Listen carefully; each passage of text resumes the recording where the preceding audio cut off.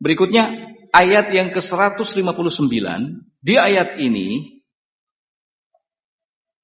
Allah Subhanahu wa taala mengatakan innal ladzina yaktumuna ma anzalalna minal bayyinati wal huda mim ba'di ma bayyanahu lin-nasi fil kitab ulaika yal'anuhumullah wa yal'anuhumul la'inun.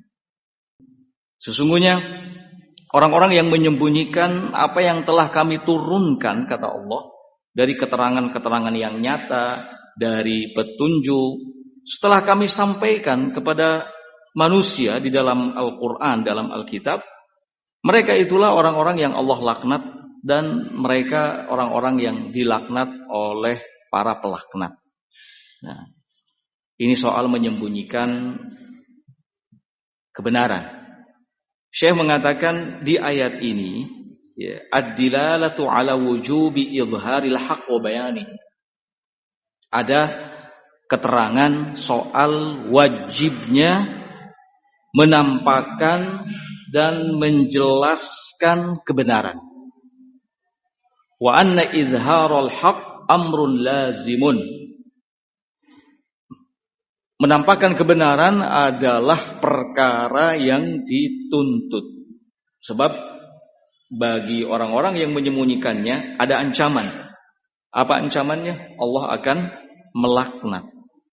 Dan manusia juga akan melaknatnya. Wa anna kitmanahu minal kabair wa min sifatil yahud al-khubatha. Kemudian menyembunyikan kebenaran termasuk dosa besar. Bahkan itu merupakan sifat Yahudi. Oleh karenanya kata Syekh, fal mu'minu yujahidu nafsahu fi izharil haqq wa da'wati ilaih was sabri ala dzalik.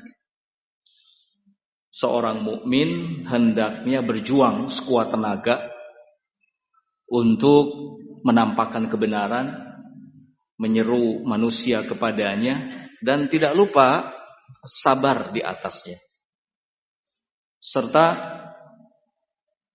waspada dari menyembunyikan sesuatu yang menyangkut kebenaran. Kalau sampai terjadi ada kebenaran yang disembunyikan, ada fakta-fakta yang ditutupi, ya, segera bertaubat, segera melakukan islah, segera menyampaikan al-bayan, penjelasan bahwa ini fakta yang sebenarnya. Dulu begini, sekarang sebenarnya ini. Saya cabut ucapan yang dulu, saya ganti dengan ucapan yang terbaru. Harusnya begitu, ya. Nah, makanya setelah ayat ini, setelah ayat yang ke-159 ini, ya, tepatnya ayat yang ke-160, di situ Allah bicara soal taubat. Illal ladzina tabu wa aslahu wa bayyanu.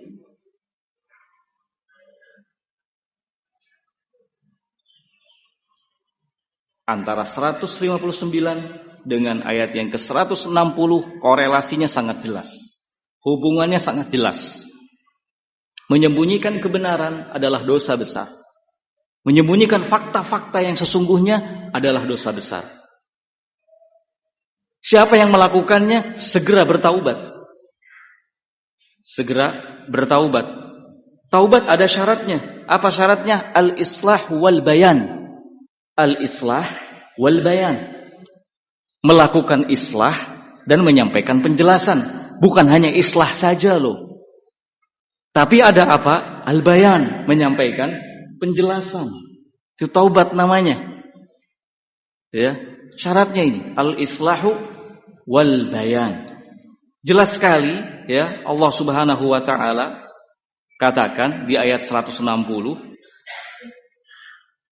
illal ladzina tabu, kecuali orang-orang yang bertaubat, wa aslahu wa bayyanu, kemudian melakukan islah, perbaikan, wa bayyanu, dan menyampaikan penjelasan. faulaika atubu alaihim, merekalah yang aku terima taubatnya. Merekalah yang aku terima taubatnya. Wa ana tawwabur rahim, sedangkan aku adalah zat yang menerima taubat. Nah, maka bagi siapa saja yang jatuh dalam pelanggaran, jatuh dalam dosa berupa menyembunyikan kebenaran, menyembunyikan fakta-fakta yang sesungguhnya, segeralah bertaubat.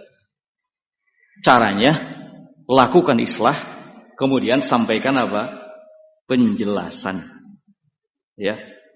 Kata Syekh, bayyana Rabb subhanahu wa ta'ala. Allah subhanahu wa ta'ala menjelaskan di ayat yang ke-160, anna taubata min tamamiha wa min syartiha al-islah wal bayan. Bahwa taubat itu baru bisa dikatakan sempurna ya bila ada islah dan ada bayan. Karena termasuk syarat dari taubat adalah al-islahu wal bayan. Islah dan al-bayan. Nah.